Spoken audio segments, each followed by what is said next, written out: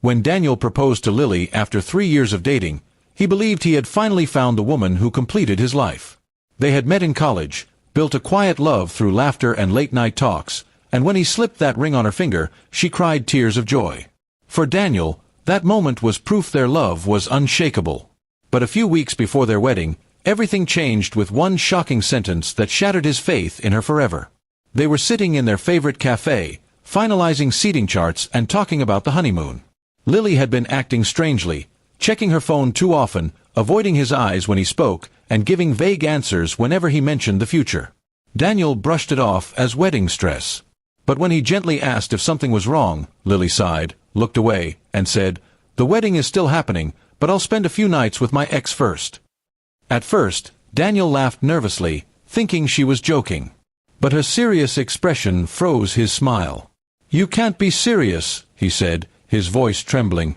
She replied calmly, "It's not what you think. I just need closure with him. It's complicated, but it won't change us." He stared at her, stunned beyond words. She spoke as if what she was saying was normal, like it was just a small errand before the ceremony. Daniel's heart began to pound.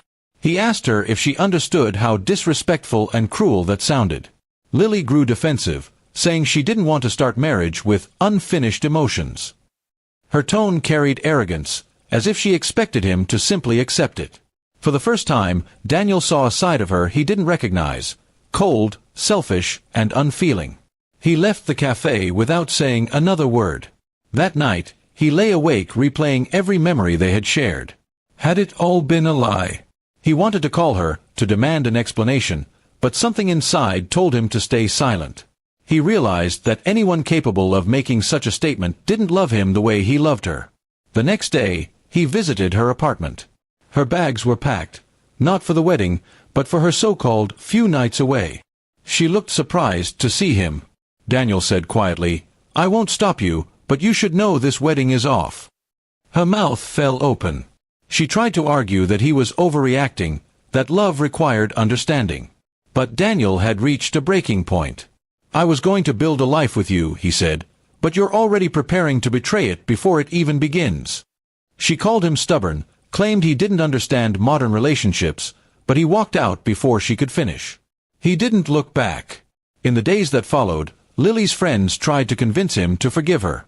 Some said it was just a confusing phase, others claimed she didn't mean it literally. But Daniel knew the truth. Her words had revealed exactly who she was.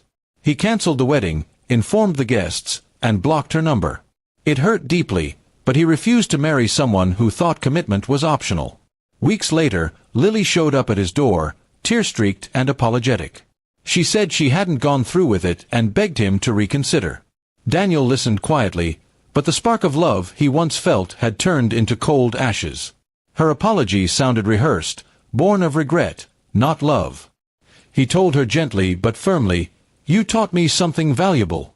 Love without respect is nothing." She tried to reach for his hand, but he stepped back. The woman he had once dreamed of marrying now felt like a stranger. Months passed, and Daniel slowly rebuilt his life.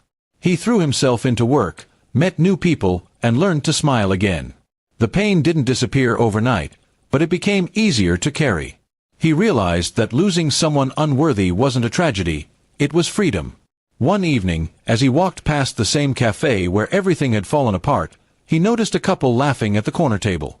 For a moment, he remembered what it felt like to be that hopeful. Then he smiled to himself, not with bitterness, but with peace.